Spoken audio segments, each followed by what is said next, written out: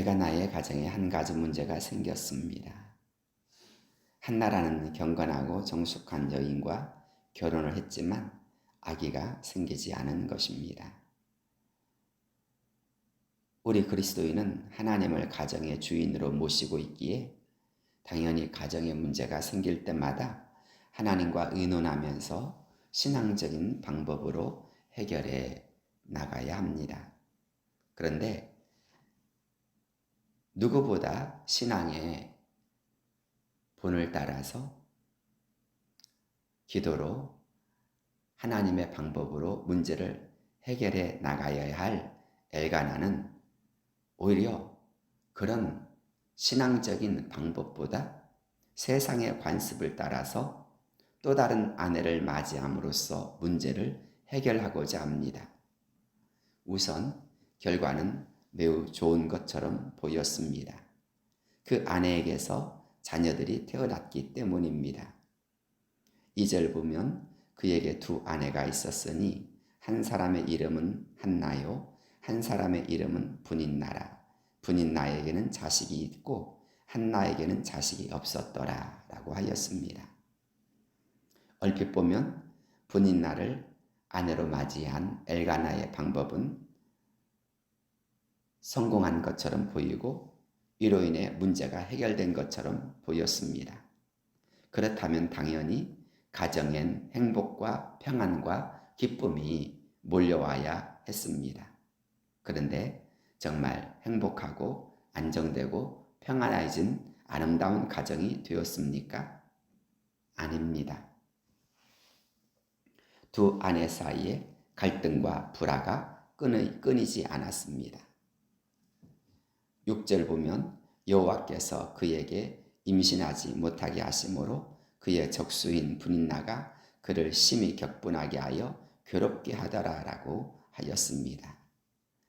남편을 두고 두 여자가 서로 시기하고 질투하고 또 그런 가운데 서로가 서로를 괴롭히는 가운데 있었습니다. 그래서 두 번째 아내였던 분인나는 남편의 사랑을 독차지하는 한나를 끊임없이 괴롭게 하며 또한 아내를 낳지 못하던 여자라 하여서 한나를 끊임없이 냉대합니다. 그런 가운데서 아내를 낳지 못하는 그런 일로 인해서 한나는 분인나에게 또 어떻게 해볼 수 없는 그런 가운데 있습니다. 결과적으로 문제가 해결되어지는 것이 아니라 문제가 더 깊어지고 문제가 어느 순간 또 다른 문제로 나아가고 있습니다. 이것이 신앙적인 방법으로 해결하지 않고 인간적인 방법으로 문제를 해결하고자 했던 그런 사람의 모습입니다. 믿음의 가정에도 문제가 생깁니다. 그런데 믿음의 가정에 문제가 생기는 이유는 크게 두 가지로 나눌 수가 있습니다. 하나는 우리의 잘못이나 실수로 인하여 발생하는 것입니다. 그리고 또 다른 하나는 하나님의 계획에서부터 오는 것입니다. 한나가 임신하지 못한 것은 하나님께서 막으시고 있기 때문입니다. 어느 여자가 결혼하여서 아기를 갖고 싶지 않은 사람이 있겠습니까? 그런데도 불구하고 정상적인 결혼 생활이요, 정상적인 건강의 상태라면 당연히 아기를 갖는 것, 그래서 가정이 든든히 서가는 것, 행복한 것 당연합니다. 그럼에도 불구하고 한나가 건강하고 또한 남편의 건강한 사랑을 받고 있음에도 불구하고 임신하지 못한 까닭은 하나님께서 그녀의 가정에 특별한 섭리를 가지고 있었기 때문입니다. 하지만 그것을 보거나 깨달은 사람이 있었습니까? 아무도 없습니다. 남편 엘가나뿐만 아니라 한나 자신도 알지 못했습니다. 그래서 엘가나는 이 문제를 해결하기 위하여서 분인나라는 여자를 두 번째 아내로 맞이하여 집안의 대를 잇고자 한 것이지요. 그런데 하나님은 엘가나의 집안의 문제만 보시는 분이 아니십니다. 하나님은 엘가나뿐만 아니라 온 이스라엘 백성들과 그 시대적 문제를 꿰뚫어 보시는 분이십니다. 당시는 사사 시대 말기로서 이스라엘 백성들이 가나안의 신들과 하나님을 겸하여 섬기고 있었습니다. 그들의 신앙을 바로 세워주고 그들을 이끌 뛰어난 영적 지도자가 절실히 필요한 때였습니다. 이 일을 위해선 정말 경건하고 신앙의 열정이 투철한 믿음의 사람, 하나님의 사람이 필요했습니다. 그런 신앙의 토대가 있는 가정이 필요하였습니다. 그 가정이 바로 엘가나 가정이었습니다. 하나님은 엘가나의 가정에 하나님의 사람을 보내기로 작정하셨습니다. 보통 사람 같으면 정상적인 임신을 통해서 아들을 낳아 그 아들을 통해서 가정이 행복하고 또한 든든히 서가는 것이 당연하지만 사무엘의 경우는 달랐습니다. 많이 사모하고 기도하여서 누구보다 하나님의 하나님 되심을 인정하고 누구보다 하나님의 은혜 가운데서 영적으로 잘 준비되어진 그런 가정을 하나님은 준비하시기를 원하셨습니다. 그래서 누구보다 경건하고 누구보다 신앙이 있고 무엇보다 오직 하나님만을 인정할 수 있는 그런 가정의 분위기가 있는 가정을 하나님은 만들고자 하신 것입니다. 그래서 하나님은 한나의 태의문을 닫으셔서라도 엘가나로 하여금 하나님을 전적으로 의지하도록, 한나로 하여금 전적으로 하나님 앞에 기도하는 사람이 되도록 그들을 몰아가시고 있는 것입니다.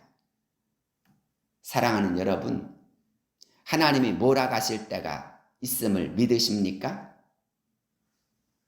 하나님께서 때로 고난이라는 방법을 통해, 시련이라는 방법을 통해, 어려움이라는 방법을 통해, 때로는 궁핍이라고 하는 방법을 통해서 우리를 몰아가고 계시다면 우리는 그때 하나님께로 나갈 수 있는 자가 되어야 합니다.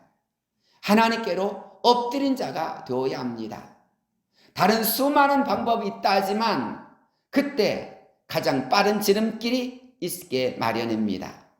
시간을 줄이고 고난을 줄이고 모든 손해를 줄여가는 가장 좋은 방법은 하나님의 사인을 읽고 하나님께로 나가는 것입니다. 결국 한나는 분인나의 괴롭힘과 가정 불화의 문제를 가지고 하나님께로 나아가 기도로 풀기 시작합니다. 한나는 자신의 처지가 너무나 괴로워서 만일 주의 여종의 고통을 돌보시고 나를 기억하사 주의 여종을 잊지 아니하시고 주의 여종에게 아들을 주시면 내가 그의 평생에 그를 여호와께 드리고 삭도를 그의 머리에 대지 아니하겠나이다 라고 기도합니다. 이 11절에 나오는 서원의 기도가 하나님께서 기다리신 기도였고 하나님께서 보고자 하셨던 마음이었습니다. 하나님 앞에 엎드리는 마음, 하나님만을 찾는 마음, 오직 하나님께만이 이 모든 문제를 해결해 주실 수 있습니다라고 나의 모든 괴로움을 토로할 때, 눈물을 짓고 하나님께 엎드릴 때 하나님은 한나의 기도를 들으시고 즉시 시대를 변화시킬 큰 인물 사무엘이 그녀를 통해서 태어나도록 역사하십니다. 사랑하는 여러분, 우리는 하나님의 몰아가심 앞에서 기도로 마침내 하나님께 승부하고자 하는 한나의 절박한 마음과 눈물과 그 중심을 보게 되어집니다. 때로 우리의 삶 속에서 고난과 시련과 어려움은 이처럼 하나님을 만나는 통로가 되게 하고 하나님을 의지하는 놀라운 결과에 이르게야 합니다. 그런 면에 있어서 우리에게 닥친 고난과 어려움은 때때로 축복의 통로가 될 수도 있으며 하나님의 섭리와 하나님의 역사를 깨달을 수 있는 놀라운 신앙의 반전을 이룰 수 있는 그 첫 시작이 될 수도 있습니다. 그런 점에서 혹시 우리는 막다른 골목에 처하여 있진 않습니까? 때로는 이것이 끝이라 생각되어지는 절벽에 위치하고 있지는 않습니까? 물질 문제 앞에서, 자녀 문제 앞에서, 건강의 문제 앞에서, 때로는 외로움의 문제 앞에서, 때로는 그 모든 말할 수 없는 죄악의 문제 앞에서 혹시 우리는 어떤 마음을 가지고 있습니까? 때로는 절망하며 인생의 막밭, 인생의 마지막 자살이나 때로는 인생을 포기해버리는 그런 마음이진 않습니까? 차라리 사는 것보다 죽는 것이 좋사오니 내 생명을 취하옵소서라고 혹시 그런 마음의 절망 가운데 살아가고 있지는 않습니까? 물론 살 기분이 나지 않을 수도 있습니다. 살고 싶은 생각이 전혀 나지 않을 때도 있습니다. 그런데 그러한 마음의 고생이 다가올 때, 삶의 어려움이 다가올 때 우리는 마음을 다잡고 하나님과 씨름하는 자세가 필요합니다. 하나님께 엎드리며 주님, 나를 긍휼히 여기시사 나를 살려달라고, 나를 도와달라고, 나의 모든 삶을 돌아봐 달라고 하나님께 메어달릴 필요가 있습니다. 거기에서부터 하나님의 시작은, 하나님의 역사는 시작되어지고 거기에서부터 하나님의 축복은 열리기 시작합니다. 그런 점에서 한나는 하나님 앞에 나아가 중심으로 기도하기 시작합니다. 한나가 음식을 먹지 아니하고 끊임없이 고통당하였을 때 남편이 그의 마음을 위로하여 줍니다. 사랑하는 한나여, 어찌하여 먹지 않고 그렇게 슬퍼하느냐? 내가 열아들보다 더 나은 남편이지 않느냐라고 위로하지만 그럼에도 불구하고 그녀의 마음을 채워지지 못하는 허전함, 괴로움이 있었습니다. 그 괴로움을 가지고 한나가 하나님 앞에 엎드리자 놀랍게도 하나님이 그녀의 마음에 위로가 되시고 기쁨이 되시고 놀라운 삶에 만족이 되어 주십니다. 그렇습니다. 세상 그 어느 곳으로도 채울 수 없는 그 허전함이 있을 때가 있습니다. 가슴이 뻥 뚫린 것처럼 그 허전함과 외로움과 괴로움과 쓸쓸함과 안타까움과 그 모든 번민이 우리에게 다가올 때가 있습니다.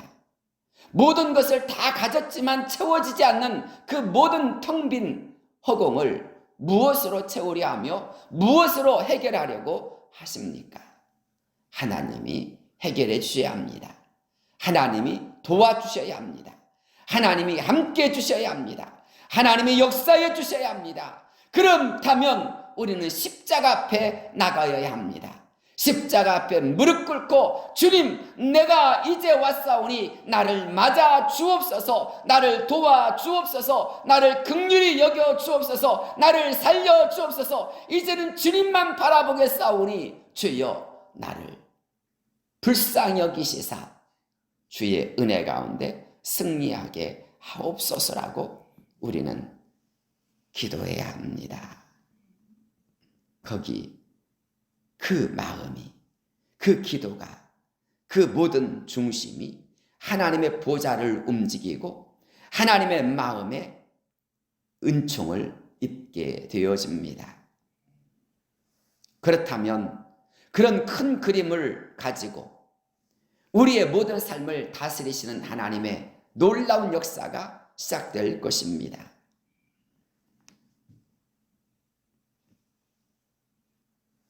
하나님은 한나의 기도를 들으시고 마침내 큰 하나님의 사람 사무엘이 태어나도록 역사하십니다.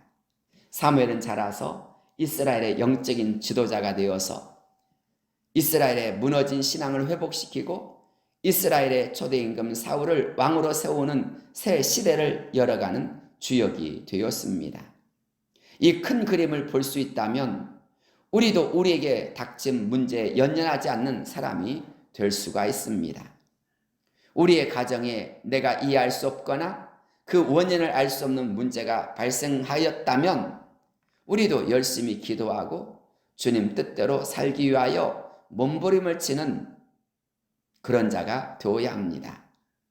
또 내가 만약 주님을 잘 믿고 있고 기도하고 있다면 설령 그래서 문제가 해결되지 않거나 또는 기도의 응답이 더디고 있다면 정말 우리에게 허물과 잘못이 없고 실수가 없고 죄악이 없는데도 불구하고 여전히 나는 고난 중에 있고 여전히 나는 힘든 가운데 있고 여전히 나는 답답한 가운데 있다면 거기에는 하나님의 숨겨진 놀라운 섭리가 있음을 깨달아야 합니다. 그러면 우리는 우리의 시선을 돌려야 합니다. 분이한 나를 통해서 자식을 얻는다고 문제가 해결되지 않는 것처럼, 아니 또 다른 문제, 더 크고 예상치 못한 문제가 발생한 것처럼, 그래서 물질적 손해와 정신적 괴로움과 오랜 시간 고통당하고 시달렸던 엘가나와 한나의 가정처럼 우리 더 이상 그렇게 방황하지 말고 하나님께로 직행하는 자가 되어야 할 줄로 믿습니다. 요나를 보십시오. 니느웨로 가라고 하나님은 말씀하셨지만 요나는 여호와의 얼굴을 피하려고 다시스로 도망하려고 욥바로 내려갑니다. 그런데 항구에 가자마자 일평생에 한 번 탈까 말까한 그 당시 땅끝 마을 다시스로 가는 배를 만나게 되고 그는 쾌재를 부르면서 타게 되어집니다. 그 순간 요나는 그에게 뱃삭을 주고 배에 올라탔습니다. 얼마나 기고만장하며 속으로 쾌재를 불렀습니까? 그런데 그런 그에게 하나님은 큰 폭풍을 준비하여서 바다에 불게 하십니다. 그러자 배가 깨어질 위기에 직면합니다. 뱃사람들은 배를 가볍게 하려고 짐을 버리고 물건을 버리고 심지어 배의 연장까지 다 버립니다. 하지만 폭풍은 더 거세어지고 잠잠해질 기미는 전혀 보이지 않습니다. 그러자 뱃사람들은 이런 어려움의 원인이 누구 때문인지 제비를 뽑기로 합니다. 놀랍게도 제비는 요나를 가리킵니다. 사람들은 그에게 너가 누구이며 무슨 일 때문인지 말해보라고 합니다. 요나는 할 수 없이 자신의 잘못을 솔직히 고백하고 자신을 바다에 던지라고 말합니다. 그러면 모든 문제가 해결될 것이라고 하였지요. 하지만 어찌 산 사람을 바다에 던질 수 있겠습니까? 선원들은 적어도 그를 긍휼히 여기면서 그를 살리기 위해 최선을 다하려고 노력합니다. 하지만 그러면 그럴수록 파고는 더 거세어지고 배는 더 위험에 빠지게 되었습니다. 할 수 없이 뱃사람들은 요나를 바다에 던지게 됩니다. 그러자 놀랍게도 바다가 즉시 잠잠해지는 일이 일어났습니다. 또한 바다에 던져진 요나는 큰 물고기 뱃속에서 부르짖고 회개하게 됩니다. 그러자 3일 후 물고기는 그를 바닷가에 토해내었습니다. 결국 원점으로 돌아오게 된 것입니다. 하나님의 말씀을 떠나 도망쳤던 요나야, 그를 통해서 물질적인 손해가 일어났습니다. 뱃사람들이 고생을 하였습니다. 엄청난 뱃사람들의 손해가 발생하였습니다. 큰 물고기가 고통받는 일이 일어났습니다. 시간적으로도 지연되어졌고 물고기 뱃속까지 들어갔으니 위산으로 인한 요나의 피부 고통이 생겼을 것입니다. 이로 말미암아 주변에 얼마나 많은 피해가 일어났고 하나님을 믿는 일에 있어서 신앙적으로 주의 종이 잘못했다라고 하는 그러한 처신을 잘못함으로 말미암아 믿는 사람들이 저래서야 되겠느냐라고 하는 조롱을 받지 않게 되었습니까? 그러니 이 얼마나 안타까운 일입니까? 몸고생, 마음고생, 주변 사람 고생 다 시키고 있는 것입니다. 하나님의 사람이 문제가 생길 때 최선을 다해서 순종하는 사람이 되어진다는 것, 또는 기도의 사람이 되어진다는 것이 이렇듯 매우 중요한 것입니다. 그러므로 가정에 문제가 생길 땐 다른 방법보다 우선해야 할 것은 하나님께로 돌아가는 것입니다. 내가 순종에 문제가 생겼다면 순종의 자리로 돌아가야 하고, 내가 하나님 앞에 기도해야 될 문제가 생겼다면 기도의 자리로 돌아가야 하고, 내가 하나님 앞에서 관계를 새롭게 해야 될 문제가 생겼다면 다시 하나님을 찾는 것이 필요하다라는 것입니다. 그런 면에서 신앙의 사람들은 신앙을 회복해야 합니다. 하나님을 찾아야 합니다. 하나님을 만나야 합니다. 하나님은 우리가 하나님 앞에 엎드릴 때에, 하나님의 이름을 부를 때에, 하나님의 도우심을 간구할 때에 언제나 좋은 것으로 응답해 주시는 분이십니다. 너는 내게 부르짖으라 내가 내게 응답하겠고 내가 알지 못하는 크고 은밀한 일을 내게 보여주리라. 오늘도 이 말씀을 믿고 이 말씀을 힘입어 기도하는 자가 되길 원하십니까? 하나님께서 여러분의 그 중심에 은혜를 내려주실 줄로 믿습니다. 엘가나와 한나가 만약 처음부터 가정의 문제를 두고 하나님께 기도했더라면 얼마나 좋았을까요? 마치 이삭이 아내를 위하여서 하나님, 우리 아내가 아이가 없어서 너무나 고통당합니다. 주여 리브가를 긍휼히 여겨달라고 기도하자 하나님께서 리브가의 태문을 열어주시고 쌍둥이 에서와 야곱을 허락하여 주셨던 것처럼, 그래서 그의 가정이 보다 하나님의 영광을 드러내는 놀라운 역사가 일어났던 것처럼 우리도 그렇게 남편의 아내를 위한 기도가 있고, 또한 그 복중에서 에서와 야곱이 서로 싸우자 리브가는 자녀를 위하여서 하나님께 기도합니다. 하나님, 내가 태중에서부터 이렇게 두 아이가 싸우면 내가 어떻게 살 수가 있겠습니까? 도대체 무슨 일입니까? 라고 기도하자 하나님께서 아이를 위한 어머니의 기도를 들으시고, 너의 태중에 두 민족이 있구나, 큰 자는 작은 자를 섬기게 될 것이다 라고 하는 놀라운 하나님의 뜻을 깨우쳐 주지 않습니까? 그렇습니다. 우리는 때때로 문제가 생겨납니다. 내가 해결할 수 없는 문제, 내가 할 수 없는 문제가 다가올 때가 있습니다.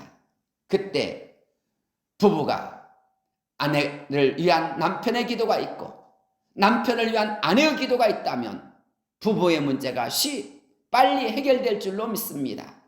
자녀의 문제가 있다면 부모로서 자녀를 위한 기도를 시작하십시오. 자녀의 문제가 속히 또 더 나아가 하나님의 놀라운 뜻이 알게 되어진 역사가 이루어질 줄로 믿습니다. 직원의 문제가 있다면 상사의 직원을 위한 기도를 시작하십시오. 회사의 문제가, 또 직장의 문제가 빨리 해결될 줄로 믿습니다. 또한 학생들의 문제가 있다면 선생님의 학생을 위한 기도를 시작하십시오. 학생들의 문제가 해결되어질 줄로 믿습니다. 우리의 모든 나라와 민족의 문제가 있다면, 위정자의 문제가 있다면 우리 모두 그렇게 그 모든 기도의 문제를 가지고 기도해야 할 줄로 믿습니다. 성경 그에 대하여서 분명한 대답을 보여주고 있습니다. 그래서 우리 모두도 기도함으로 하나님께 나아가고 기도함으로 하나님께 엎드릴 때에 하나님은 우리를 향한, 우리 가정을 향한, 우리 직장과 사회를 향한, 나라와 민족을 향한 놀라운 하나님의 역사를 이루어 주실 줄로 믿습니다. 지금은 바로 그렇게 하나님과 씨름해야 할 때입니다. 지금은 그렇게 하나님을 찾아야 할 때입니다. 지금은 그렇게 하나님 앞에 문제를 내어놓고 하나님 앞에 괴로움을 내어놓고 기도해야 할 때입니다. 기도의 자리에서 문제는 사라지고 하나님의 응답은 시작되어집니다. 하나님의 역사는 바로 기도하는 자에게 편이 되어지고 기도하는 자에게 하나님은 은혜를 주시기 시작합니다.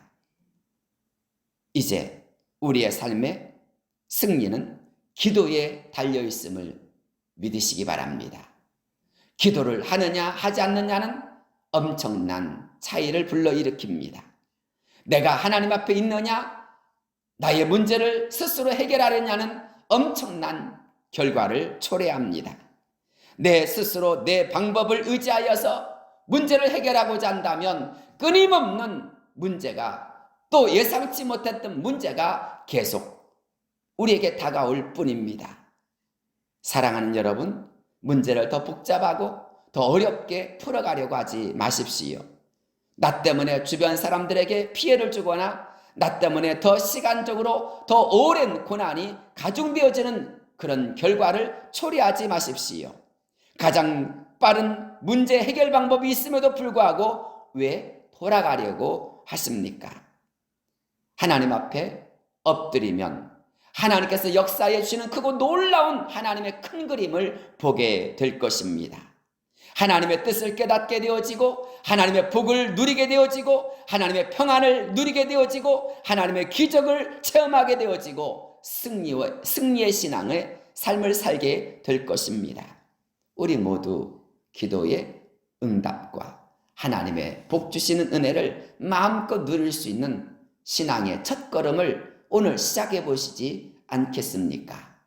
오늘 이 시간, 그렇다면 한나의 기도가 나의 기도가 되기를 소망하십시오. 한나의 마음이 나의 마음이 되기를 소망하십시오. 한나의 무릎꿇음과 그 마음의 간절한 하나님을 향한 절박한 기도가 나의 기도가 되게 하십시오. 하나님의 역사가 시작될 줄로 믿습니다.